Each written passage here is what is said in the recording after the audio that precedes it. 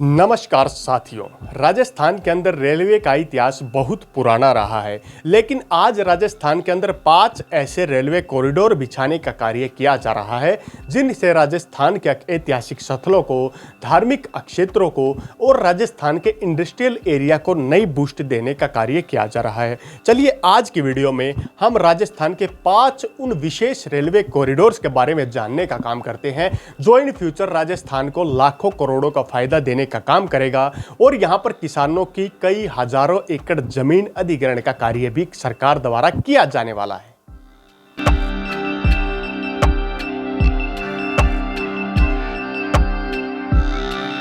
नमस्कार साथियों, राजस्थान जिले के अंदर आज हम 5 विशेष परियोजनाओं का जिक्र करेंगे जिन्हें रेलवे के माध्यम से राजस्थान के अलग अलग इलाकों को कनेक्ट करने का काम किया जा रहा है और इन फ्यूचर राजस्थान के इतिहास को बदलने में ये 5 परियोजनाएं काफ़ी कारगर साबित होने वाली हैं।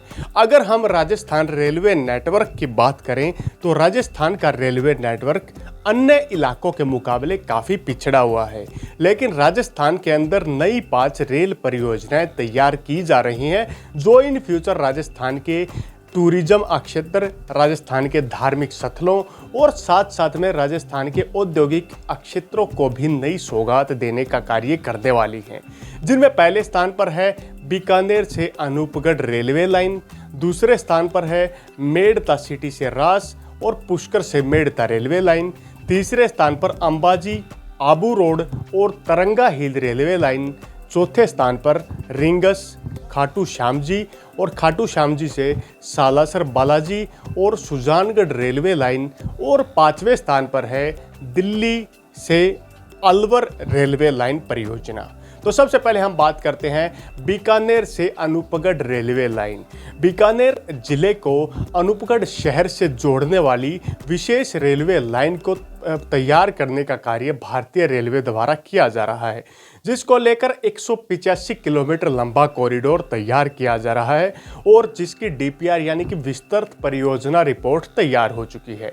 बीकानेर से अनूपगढ़ को जोड़ने वाली रेलवे लाइन कई शहरों को कनेक्ट करने का भी काम करेगी, जिनमें अनूपगढ़ के बाद घरसाना, घरसाना से रावला, रावला से खाजूवाला, खाजूवाला से पुगल, पुगल से आरडी 682, इसके बाद नूरसर और अन्य कई इलाके हैं जिनमें जामावार जैसे भी इलाके शामिल हैं।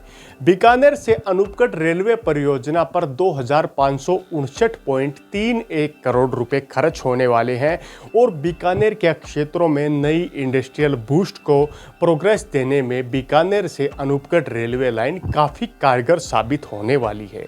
इसके बाद बात करते हैं नंबर 2। हमारा दूसरा बड़ा प्रोजेक्ट मेड़ता सिटी से रास का प्रोजेक्ट है और पुष्कर से मेड़ता रेलवे लाइन।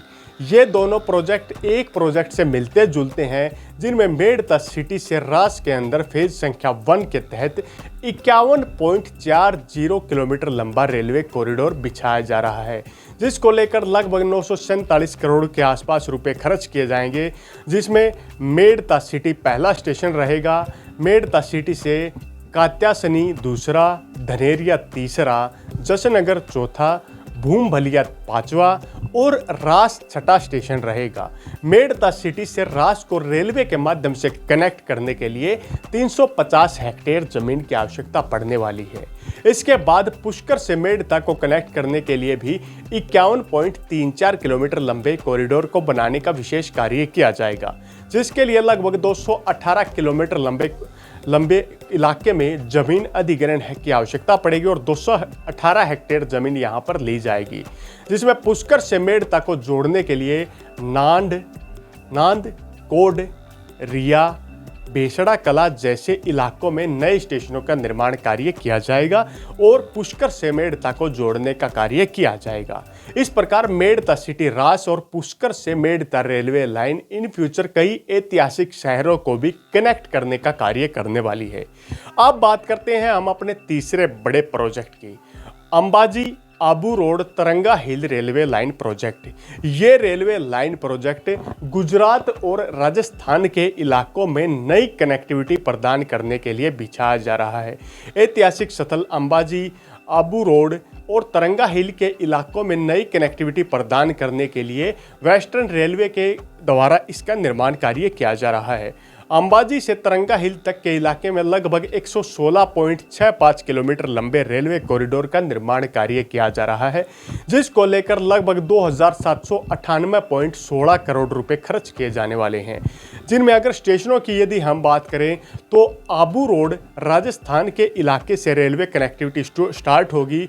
उसके बाद कुई से सियावा, सियावा से पाली छापरी, इसके बाद अंबाजी, अंबाजी से पेटा छापरा, अंबा, महुहदा, इसके बाद हद, रूपपुरा, डालपुरा, माहूदी, मोमनवास, सतलासा, तारंगा हिल और वरिया स्टेशन का निर्माण कार्य किया जा रहा है।